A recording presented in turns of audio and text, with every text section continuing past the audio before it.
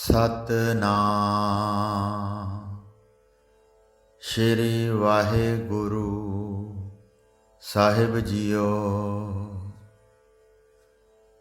परम सन्मानियो गुरु रूप गुरु खालसा साध संगत जी, वाहिगुरु जी का खालसा वाहिगुरु जी की फतेह।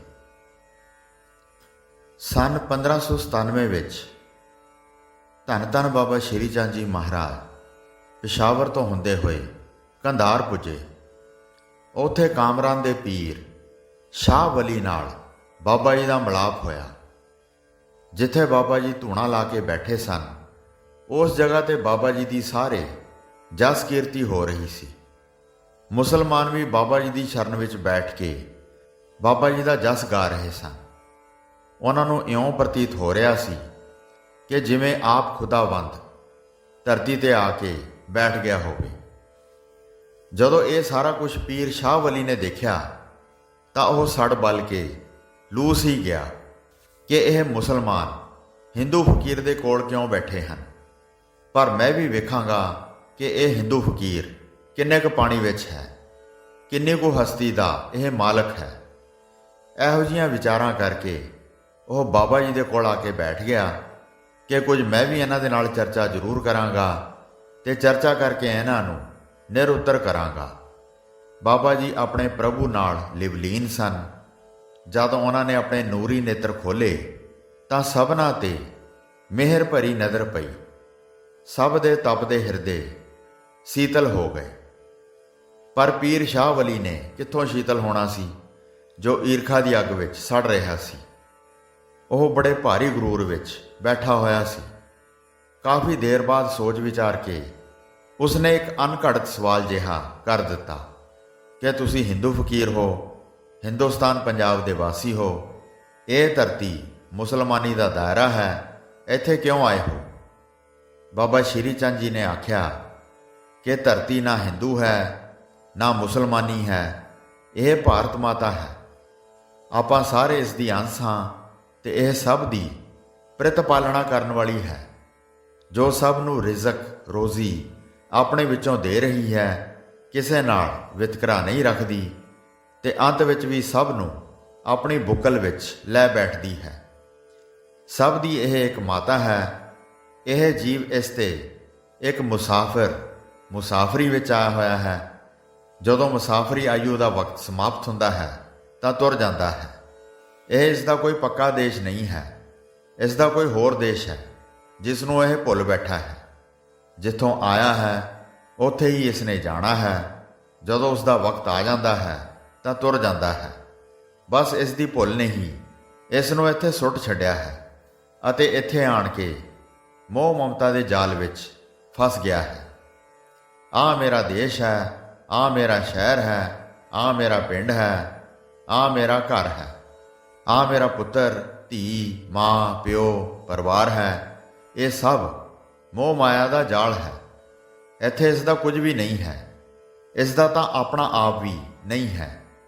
ਉਹ ਵੀ ਇੱਥੇ ਹੀ ਰਹਿ ਜਾਵੇਗੀ, ਸਾਥ ਨਹੀਂ ਜਾਏਗੀ, ਸੜ ਜਾਏਗੀ, ਦੱਬੀ ਜਾਏਗੀ, ਗਲ ਸੜ ਜਾਏਗੀ ਜਾਂ ਕਾਂ ਕੁੱਤੇ ਜਾਨਵਰ ਖਾ ਜਾਣਗੇ।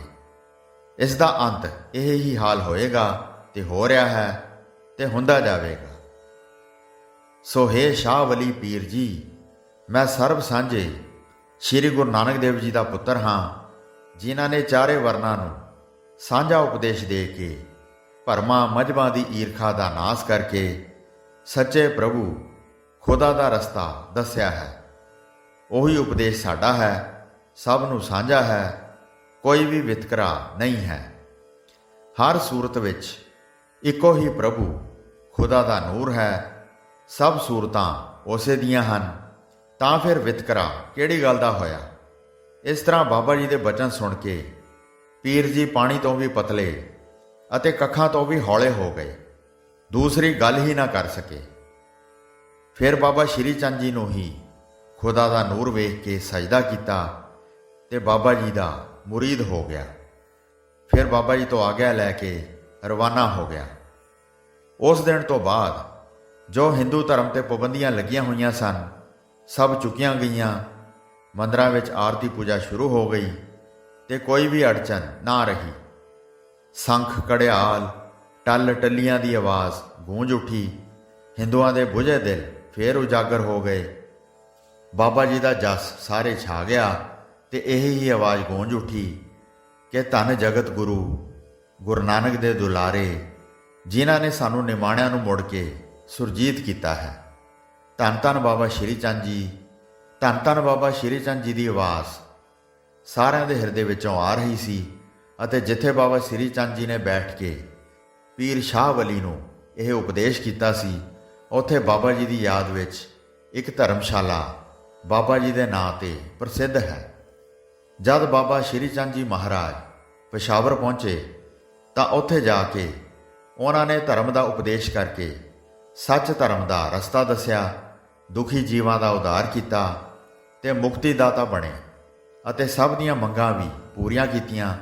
ਪੁੱਤਰ ਦੀ ਮੰਗ ਵਾਲੇ ਨੂੰ ਪੁੱਤਰਾਂ ਦੇ ਵਰ ਦਿੱਤੇ, ਮਾਇਆ ਦੇ ਭਿਖਾਰੀਆਂ ਨੂੰ ਮਾਇਆ ਦੇ ਵਰ ਦਿੱਤੇ, ਦੁੱਖਾਂ ਵਾਲੇ ਦੇ ਦੁੱਖ ਦੂਰ ਕੀਤੇ ਅਤੇ ਨਾਮ ਦੇ ਅਭਿਲਾਸ਼ੀਆਂ ਨੂੰ ਨਾਮ ਦੀ ਦਾਤ ਦੇ ਕੇ ਭਗਤੀ ਮਾਰਗ ਤੇ ਲਾਇਆ। ਜਿਸ ਨੂੰ ਵੀ ਬਾਬਾ ਜੀ ਨੇ ਧੂਣੇ ਦੀ ਵਿਭੂਤੀ ਦੀ ਚੁਟਕੀ ਦਿੱਤੀ, ਉਸ ਦੇ ਜਨਮਾਂ ਜਨਮਾਂਤਰਾਂ ਦੇ ਦੁੱਖ ਦਲਿੱਦਰ ਦੂਰ ਹੋ ਗਏ। ਸਾਰੇ ਪੇਸ਼ਾਵਰ ਵਿੱਚ ਬਾਬਾ ਜੀ ਦਾ ਨਾਮ ਐਸਾ ਰੌਸ਼ਨ ਹੋ ਗਿਆ ਕਿ ਸਭ ਕੋਈ ਬਾਬਾ ਜੀ ਦੇ ਦਰਸ਼ਨਾਂ ਦਾ ਅਭਿਲਾਸ਼ੀ ਹੋ ਕੇ ਬਾਬਾ ਜੀ ਦੇ ਦਰਸ਼ਨ ਕਰਕੇ ਨਿਹਾਲ ਹੋ ਰਿਹਾ ਸੀ। ਦਰ ਤੇ ਆਇਆ ਸਵਾਲੀ ਕੋਈ ਖਾਲੀ ਨਹੀਂ ਸੀ ਜਾ ਰਿਹਾ। ਮਹਾਰਾਜ ਦੇ ਉਪਦੇਸ਼ਾਂ ਦਾ ਮੁਤਸਬੀ ਹਾਕਮਾਂ ਨੂੰ ਇਨਸਾਨੀਅਤ ਦਾ ਗੂੜਾ ਗਿਆਨ ਹੋ ਗਿਆ। ਜਿਹੜੇ ਕੌਮੀ ਵਿਤਕਰੇ ਪਾਈ ਬੈਠੇ ਸੀ, ਉਹਨਾਂ ਦੀ ਸੁਰਤ ਟਿਕਾਣੇ ਤੇ ਆ ਗਈ ਤੇ ਸਭ ਨੂੰ ਇੱਕ ਰੂਪ ਜਾਣਨ ਲੱਗ ਪਏ। ਵਜ਼ੀਰ ਖਾਂ ਦੇ ਹਿਰਦੇ ਤੇ ਬਾਬਾ ਜੀ ਦੇ ਉਪਦੇਸ਼ਾਂ ਦਾ ਗੂੜਾ ਅਸਰ ਹੋ ਗਿਆ, ਜੋ ਬਾਬਾ ਜੀ ਦੇ ਨਾਮ ਵਿੱਚ ਰੰਗਿਆ ਗਿਆ, ਜੋ ਖੜਤਾਲਾਂ ਫੜ ਕੇ ਬਾਬਾ ਜੀ ਦੀ ਕੀਰਤੀ ਭਜਨਾਂ ਦੇ ਰੂਪ ਵਿੱਚ ਅਲਾਪ ਕੇ ਕਰਨ ਲੱਗ ਪਿਆ ਤੇ ਬਾਬਾ ਜੀ ਦਾ ਸਰੂਪ ਹੀ ਖੁਦਾ ਦਾ ਸਰੂਪ ਜਾਣਨ ਲੱਗ ਪਿਆ। ਐਸਾ ਵੈਰਾਗੀ ਹੋ ਗਿਆ ਕਿ ਬਾਬਾ ਜੀ ਦਾ ਪਿਆਰਾ ਭਗਤ ਹੀ ਬਣ ਗਿਆ। ਹੁਣ ਸਭ ਵਿੱਚ ਅੱਲਾਹ ਪਾਕ ਦਾ ਨੂਰ ਦਿਖਾਈ ਦੇਣ ਲੱਗਾ। ਦਿਨੇ ਰਾਤ ਹੀ ਚੱਲਦਾ ਫਿਰਦਾ ਬਾਹਰ ਅਤੇ ਘਰ ਵਿੱਚ ਬਾਬਾ ਜੀ ਦੇ ਹੀ ਸੁਹੇਲੇ ਗਾਉਂਦਾ ਫਿਰਦਾ ਸੀ। ਉਸਨੇ ਕਈ ਵਾਰੀ ਬਾਬਾ ਜੀ ਵਿੱਚ ਹਜ਼ਰਤ ਮੁਹੰਮਦ ਤੇ ਹੋਰ ਪੈਗੰਬਰ ਰਹਿਬਰਾਂ ਦਾ ਵੀ ਜਮਾਲ ਤੱਕਿਆ। ਉਸ ਨੂੰ ਪੂਰਾ ਪਤਾ ਲੱਗ ਗਿਆ ਸੀ ਕਿ ਰਸਤੇ ਵੱਖਰੇ ਵੱਖਰੇ ਜ਼ਰੂਰ ਹਨ, ਪਰ ਖੁਦਾ ਰਾਮ ਰਹੀਮ ਅੱਲਾਹ ਵਲੀ ਤਾਲਾ ਇੱਕ ਹੀ ਹੈ। ਮੰਦਰ, ਮਸਜਿਦ, ਗਿਰਜਾ, ਗੁਰਦੁਆਰਾ, ਠਾਕਰ ਦੁਆਰਾ, ਮੱਕਾ ਮਦੀਨਾ ਕੋਈ ਹੋਰ ਨਹੀਂ ਹਨ। ਸਭ ਉਸ ਦੇ ਹੀ ਪੂਜਣਯੋਗ ਅਮਾਨ ਧਰਮ ਅਸਥਾਨ ਹਨ ਤੇ ਹਰ ਜੀਵ ਉਸੇ ਦੀ ਹੀ ਸੂਰਤ ਹੈ। ਜਿਸ ਮੰਜ਼ਲ ਤੇ ਸਭ ਨੇ ਪੁੱਜਣਾ ਹੈ ਉਹ ਇੱਕੋ ਹੀ ਹੈ। ਇਸੇ ਤਰ੍ਹਾਂ ਹੀ ਆਪਣੀ ਜ਼ਿੰਦਗੀ ਦੇ ਦਿਨ ਬਤੀਤ ਕਰਨ ਲੱਗਾ। ਜਦ ਤੱਕ ਬਾਬਾ ਜੀ ਪੇਸ਼ਾਵਰ ਰਹੇ ਤਦ ਤੱਕ ਇੱਕ ਘੜੀ ਵੀ ਨਹੀਂ ਸੀ ਵਿਛੜਦਾ। ਹਜ਼ੂਰ ਦੇ ਕੋਲ ਹੀ ਬੈਠਾ ਭਜਨ ਵਿੱਚ ਮਸਤ ਰਹਿੰਦਾ ਸੀ। ਭਲਾ ਜਿਨ੍ਹਾਂ ਦੇ ਦਿਲਾਂ ਵਿੱਚ ਈਰਖਾ ਦੀ ਅੱਗ ਭੜਕ ਉੱਠੇ, ਉਹਨਾਂ ਦੀ ਈਰਖਾ ਕਿਸ ਤਰ੍ਹਾਂ ਸ਼ਾਂਤ ਹੋ ਸਕਦੀ ਹੈ? ਜਦੋਂ ਕਾਜ਼ੀ ਮੌਲਵੀਆਂ ਨੇ ਇਹ ਵੇਖਿਆ ਕਿ ਵਜ਼ੀਰ ਖਾਂ ਤਾਂ ਉਸੇ ਹੀ ਹਿੰਦੂ ਫਕੀਰ ਦੇ ਸੁਹੇਲੇ ਗਾਉਣ ਲੱਗ ਪਿਆ ਹੈ ਅਤੇ ਇਸਲਾਮ ਦੀ ਇੱਕ ਵੀ ਗੱਲ ਨਹੀਂ ਕਰਦਾ, ਤਾਂ ਉਹਨਾਂ ਨੇ ਸੋਚਿਆ ਕਿ ਇਸ ਨੂੰ ਮਾਰ ਹੀ ਦੇਣਾ ਚਾਹੀਦਾ ਹੈ। ਸਾਰੇ ਦੇ ਸਾਰੇ ਹੀ ਕਾਜ਼ੀ ਮੌਲਵੀ ਉਸ ਦੇ ਵੈਰੀ ਬਣ ਗਏ ਅਤੇ ਉਸ ਦੇ ਮਗਰ ਹੀ ਪੈ ਗਏ। ਇੱਕ ਦਿਨ ਵਜ਼ੀਰ ਖਾਂ ਆਪਣੇ ਰੰਗ ਵਿੱਚ ਮਸਤ ਹੋਇਆ ਬਾਬਾ ਜੀ ਦੇ ਗੀਤ ਗਾਉਂਦਾ ਆ ਰਿਹਾ ਸੀ ਕਿ ਕਾਜ਼ੀਆਂ ਮੌਲਵੀਆਂ ਨੇ ਮੁਸਲਮਾਨੀ ਹਜੂਮ ਨੂੰ ਸ਼ਿਸ਼ਕਾਰ ਕੇ ਮਗਰ ਲਾਤਾ ਕਿ ਇਸ ਨੂੰ ਫੜ ਲਓ, ਇਹ ਬਚ ਕੇ ਹੁਣ ਭੱਜ ਨਾ ਜਾਏ। ਫਿਰ ਹੋਣਾ ਕੀ ਸੀ, ਅੱਗੇ ਅੱਗੇ ਵਜ਼ੀਰ ਖਾਂ ਤੇ ਪਿੱਛੇ ਪਿੱਛੇ ਲਸ਼ਕਰ। ਅੱਗੋਂ ਇੱਕ ਭਾਨਾ ਰਾਏ ਮਿਲ ਪਿਆ। ਉਹ ਜਲਦੀ ਨਾਲ ਵਜ਼ੀਰ ਖਾਂ ਨੂੰ ਭਜਾ ਕੇ ਬਾਬਾ ਜੀ ਦੇ ਕੋਲ ਲੈ ਗਿਆ। ਮਗਰ ਮਗਰ ਹੀ ਸਾਰਾ ਹਜੂਮ ਤੇ ਕਾਜ਼ੀ ਮੁੱਲਾ ਹੋਰ ਸਿਪਾਹੀ ਵੀ ਸਨ, ਉਹ ਵੀ ਆ ਗਏ। ਵਜ਼ੀਰ ਖਾਂ ਤੇ ਭਾਨਾ ਰਾਏ ਬਾਬਾ ਜੀ ਦੇ ਪਾਸ ਬੈਠ ਗਏ ਤੇ ਸਾਰੀ ਵਾਰਤਾ ਬਾਬਾ ਜੀ ਨੂੰ ਦੱਸ ਦਿੱਤੀ। ਜਦ ਇਹ ਸਾਰੀ ਵਾਰਤਾ ਬਾਬਾ ਜੀ ਨੇ ਸੁਣ ਲਈ ਤਾਂ ਫਿਰ ਆ ਰਹੇ ਹਜੂਮ ਵੱਲ ਤੱਕਿਆ ਤਾਂ ਬਾਬਾ ਜੀ ਦੇਖ ਕੇ ਬੜਾ ਮੁਸਕਰਾਏ, ਪਰ ਭਗਤਾਂ ਦੀ ਜਾਨ ਘਬਰਾ ਰਹੀ ਸੀ, ਸਹਿਮੇ ਹੋਏ ਸਨ। ਵਜ਼ੀਰ ਖਾਂ ਤਾਂ ਬਹੁਤ ਘਬਰਾ ਗਿਆ ਸੀ। ਜਦ ਉਹ ਹਜੂਮ ਥੋੜਾ ਜਿਹਾ ਨੇੜੇ ਆ ਗਿਆ ਤਾਂ ਦੋਨਾਂ ਭਗਤਾਂ ਦੀਆਂ ਡਾਢਾਂ ਨਿਕਲ ਗਈਆਂ ਤੇ ਉਸ ਵਕਤ ਭਾਈ ਕਮਲਿਆ ਜੀ ਵੀ ਕੋਲ ਬੈਠੇ ਸਨ।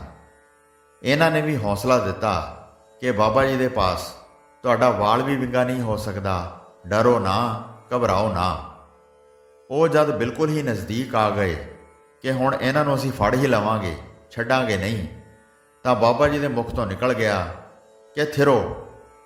ਜਦੋਂ ਬਾਬਾ ਜੀ ਦੇ ਮੁਖ ਤੋਂ ਇਹ ਬਚਨ ਨਿਕਲੇ, ਉਹ ਇੱਕ ਕਦਮ ਵੀ ਅੱਗੇ ਨਾ ਵੱਧ ਸਕੇ।